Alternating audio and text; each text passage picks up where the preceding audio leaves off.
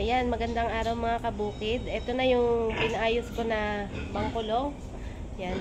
Tatanggalin lang namin itong mga nasa gilid na kalat. Tapos bukas, pwede na namin itong lipatan ng aming mga inahing baboy at nang sila naman ay mabuntis na.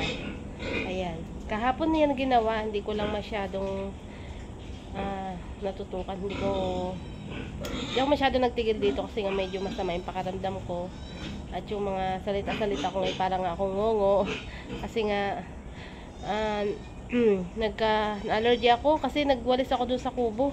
Ito pa pala ang aming palitin, yung yung bubong. Yan, papalitan lang namin. Yun, na-allergy ako dun sa kubo kasi nagwalis ako dun ng nagwalis ako doon kasi may mga aso kami doon. Kaso naipon yung mga balahibo nila. Pagkawalis ko, wala akong face mask. Nagbahin ako. Ayun, hanggang sa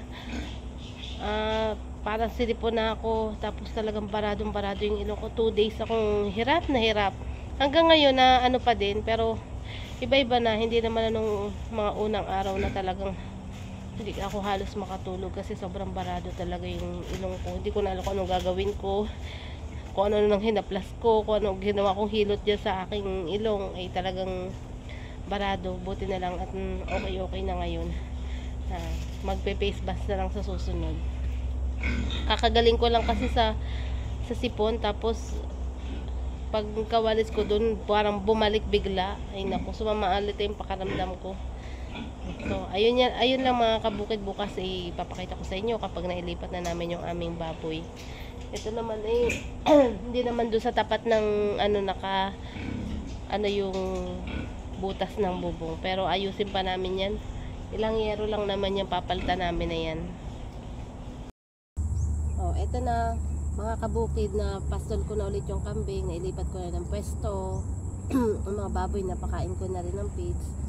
Yan, hintayin ko na lang sila na mabusog bago kami umuwi ng bahay. Kahapon nagpastol ako dito. Tapos, habang hila-hila ko yung dalawang kambing, nabangga ako ng isang lalaking kambing. Syempre, medyo, pa nga yung pakaramdam ko. Yung pagbangga niya sa akin, hindi matibay yung pagkakatayo ko. Sakto may pusaw doon. Napaluhod talaga ako doon sa pusaw. Buti na lang na ituon ko nga yung kamay ko. Kung hindi, ay di napasubsob pati mukha ko. Hindi naman ako nagbibideo noon. Hawak ko nga yung martilyo kasi gagawa ako dapat ng pagtatalian ng kambing kasi walang talian doon sa banda roon. Ang nangyari nga, binangga ako ng isang barakong kambing. Ay di yun, napaluhod ako doon sa pusaw. Di kahapon ay putikin-putikin ng aking tuhod. Wala na, pinabayaan ko na, malayo naman ang palitan. Di hinayaan ko nang matuyo doon sa tuhod ko. Walang ako'y umuwi pa. Ayan,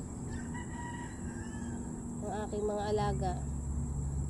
Mahirap mag-alaga ng kambing, pero kaya naman, nakakaaliw din. Pag walang hanap buhay, di pang dagdag hanap buhay namin to. Yun lang mga kabukid, pasensya lang, wala akong masyadong content ngayon. Wala akong masyado sa mood.